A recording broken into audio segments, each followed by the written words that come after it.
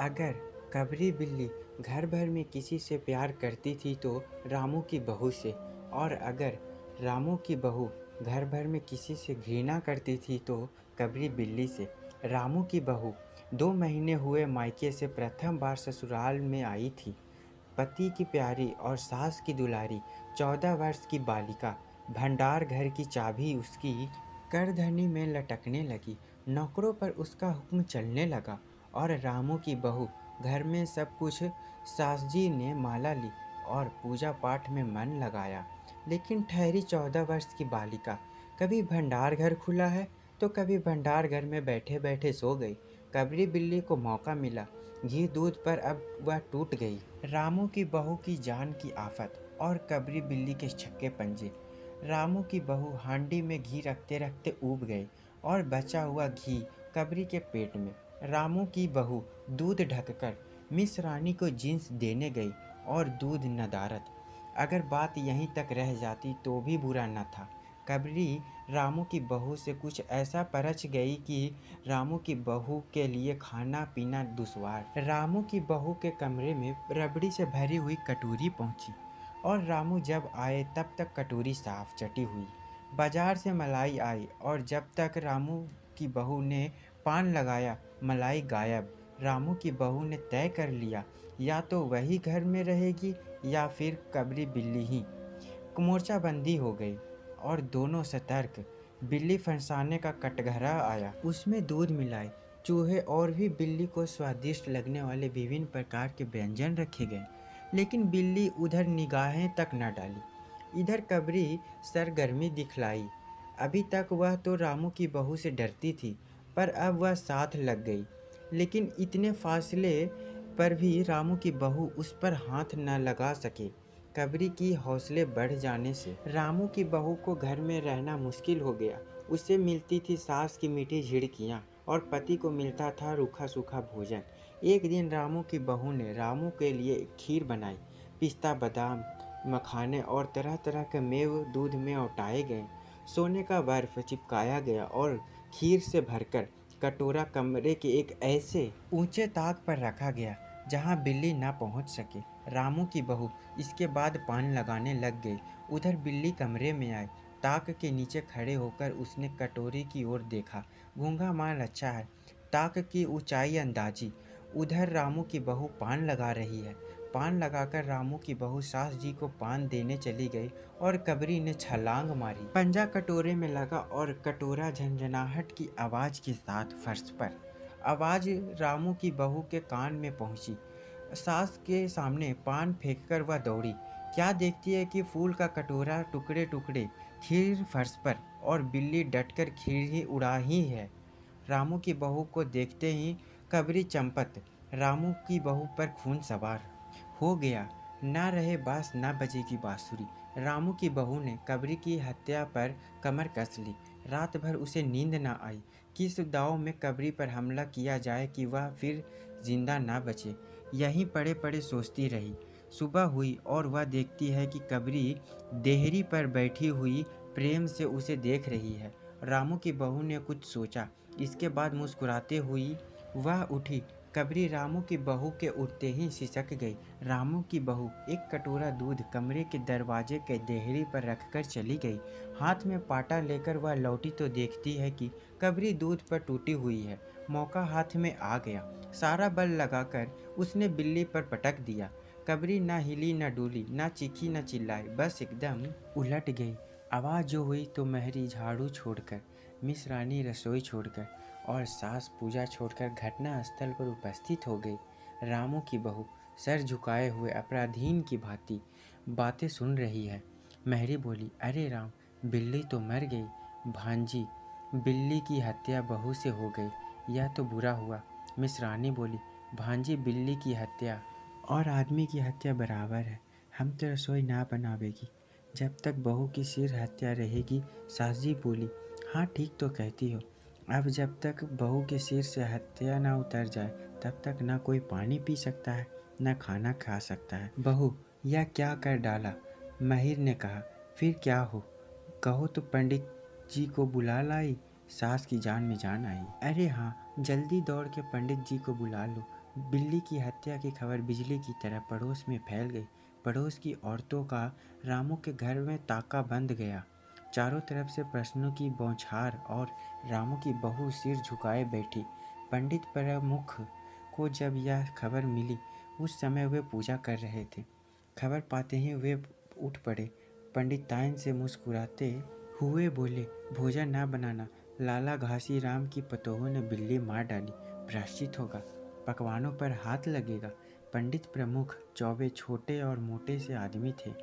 लंबाई 4 feet 10 inch और तोंद का घेरा 58 इंच।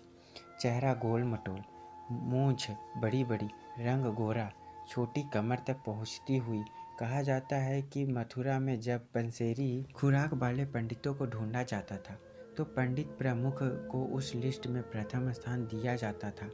पंडित प्रमुख पहुँचे और कॉलम पूरा हुआ। पंचायत बैठी। सास जी, मिश्रानी, किस्नू की माँ, छन्नू की दादी और पंडित प्रमुख। बाकी सभी स्त्रियों बहू से सहानुभूति प्रकट कर रही थी। किस्नू की माँ ने कहा, पंडित जी, बिल्ली की हत्या करने से तो कौन सा नरक मिलता है। पंडित प्रमुख ने पतरा देखते हुए कहा, बिल्ली की हत्या अकेले से तो नरक का नाम नहीं बताया जा सकता। वह मुहूर्त भी मालूम हो जब बिल्ली की हत्या हुई तब नरक का पता लग सकता है। या कोई सुबह के 7 बजे, मिश्रानी ने कहा। पंडित प्रमुख ने पतरे में पन्ने उल्टे, अक्षरों को उंगलियां चलाई, माथे पर हाथ लगाया और कुछ सोचा। चेहरे पर धुंधलापन आया, माथे पर बल पड़े, नाक कुछ सिकुड़ी हुई और स्वर गंभीर हो गया।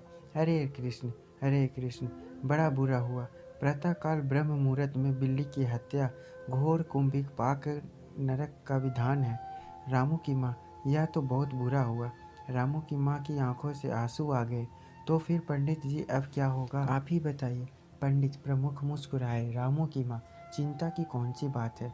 हम पुरोहित फिर कौन से दिन के लिए हैं। शास्त्रों में प्रायश्चित का विधान है, सो प्रायश्चित से सब कुछ ठीक हो जाएगा। रामू की माँ ने कहा, पंडित जी, इसीलिए तो आपको बुलवाया था। अब आगे बताओगे कि क्या किया जाए। किया क्या जाए, यही एक सोने की बिल्ली बनवाकर बहू से दान करवा दी जाए। जब तक बिल्ली न दी जाएगी तब तक तो घर अपवित्र रहेगा। बिल्ली दान देने के बाद 21 दिन का पाठ हो जाए। छन्नू की दादी बोली, हाँ और क्या, पंडित जी ठीक तो कहते हैं। बिल्ली अभी दान दी जाएगी और पाठ फिर हो जाए। रामू की माँ ने कहा, तो पंडित जी कितने तोले का बिल्ली बनवाई जाए। पंडित प्रमुख मुस्कुराए। अपनी तोंद पर हाथ फेरते हुए उन्होंने कहा, बिल्ली कितने तोले की बनवाई जाए।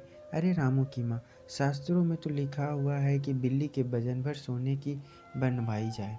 लेकिन अब कलयुग आ गया है, धर्म कर्म का नाश हो गया है, श्रद्धा नहीं रही। सो रामू की माँ, बिल्ली के तौल भर की बिल्ली तो क्या बनेगी, क्योंकि बिल्ली 20-21 से कम क्या होगी। हाँ, कम से कम 21 तोले की बिल्ली बनवा कर दान करवा दो, और आगे तो अपनी अपनी श्रद्धा। रामू की माँ ने आंखें फाड़कर पंडित प्रमुख को देखा। अरे बाप रे, 21 तोले का सोना, पंडित, यह तो बहुत है। तोला भर बिल्ली से काम नहीं निकलेगा। पंडित प्रमुख हंस पड़े। रामू की माँ, 1 तोला सोने की बिल्ली, अरे रुपया का लोभ बहू से बढ़ गया। बहू के सिर बड़ा पाप है, इसमें इतना लोभ ठीक नहीं। तोल मोल शुरू हुआ और मामला 11 तोले की बिल्ली पर टिक हो गया। इसके बाद पूजा पाठ की बात आई। पंडित प्रमुख ने कहा, उसमें क्या मुश्किल है, हम लोग किस दिन के लिए हैं। रामू की माँ, मैं पाठ कर दिया करूँगा। पूजा की सामग्री आप हमारे घर भिजवा देना। पूजा का सामान कितना लगेगा। अरे कम से कम में हम पूजा कर देंगे। दान के लिए करीब 10 मन गेहूँ, 1 मन चावल, 1 मन दाल, मन भर तिल, 5 मन जौ और 5 मन चना, 4 परेसी घी और मन भर नमक भी लगेगा। बस इतने से काम चल जाएगा। अरे बाप रे, इतना सामान। पंडित जी, इसमें तो 100-150 रुपया खर्च हो जाएगा। रामू की माँ ने रुआंसी होकर कहा, फिर इससे कम में तो काम ना चलेगा। बिल्ली की हत्या कितना बड़ा पाप है। रामू की माँ, खर्च को देखते वक्त पहले बहू की पाप को देख लो। यह कोई प्रायश्चित है, कोई हंसी खेल थोड़ी ही है। और जैसे जिसकी मर्यादा, प्रायश्चित में उसे वैसा खर्च भी करना पड़ता है। आप लोग कोई ऐसे वैसे थोड़ी हैं। अरे 100-150 रुपये आप लोगों के हाथ का मैल है। पंडित प्रमुख की बात से पंच प्रभावित हुई। किस्नू की माँ ने कहा, पंडित ठीक तो कहते हैं, बिल्ली की हत्या कोई ऐसा वैसा पाप तो है नहीं, बड़े पाप के लिए बड़ा खर्च भी चाहिए। छन्नू की दादी ने कहा, और नहीं तो क्या, दान पुण्य से ही पाप कटते हैं, दान पुण्य में किफ़ायत ठीक नहीं। मिस रानी ने कहा, और फिर मांझी आप लोग बड़े आदमी ठहरे, इतना खर्च कौन आप लोगों को अखरेगा। रामू की माँ ने अपने चारों ओर देखा, सभी पंच पंडित जी के साथ। पंडित प्रमुख मुस्कुरा रहे थे। उन्होंने कहा, रामू की माँ, एक तरफ तो बहू के लिए कुंभी पाक नरक और दूसरी तरफ तुम्हारे जिम्मे थोड़ा सा खर्च, सो इससे मुंह ना मोड़ो। एक ठंडी सांस लेते हुए रामू की माँ ने कहा, अब तो जो नाच नचाओगे नाचना ही पड़ेगा। पंडित प्रमुख जरा सा कुछ बिगड़े, बोले, रामू की माँ, यह तो खुशी की बात है, अगर तुम्हें यह खरता है तो ना करो, मैं चला। इतना कहकर पंडित ने पोथी पत्रा बटोरा। अरे पंडित जी, रामू की माँ को कुछ नहीं अखरता, बेचारी को कितना दुख है, बिगड़ो ना। मिस रानी, छन्नू की दादी और किस्नू की माँ ने एक स्वर में कहा। रामू की माँ ने पंडित जी के पैर पकड़े और पंडित जी ने अब जमकर आसन जमाया। क्या हो, 21 दिन के पाठ के 21 रुपये और 21 दिन तक दोनों वक्त 5-5 ब्राह्मणों को भोजन करवाना पड़ेगा। कुछ रुककर पंडित प्रमुख ने कहा, सो इसकी चिंता ना करो, मैं अकेले दोनों समय भोजन कर लूँगा और मेरे अकेले भोजन करने से 5 ब्राह्मण का भोजन का फल मिल जाएगा। यह तो पंडित ठीक कहते हैं।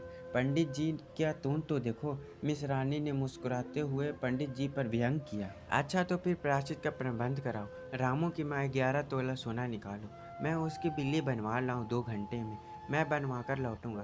तब तक सब पूजा का प्रबंध कर रखो। और देखो कि पूजा के लिए पंडित जी की बात खत्म भी ना हुई थी कि महरी हाँफते हुए कमरे में घुस आई और सब लोग चौंक उठे। रामू की माँ ने घड़बड़ाकर कहा, अरे क्या हुआ रे? महरी ने घड़बड़ाकर स्वर में कहा, माँ जी, बिल्ली तो उठकर भाग गई।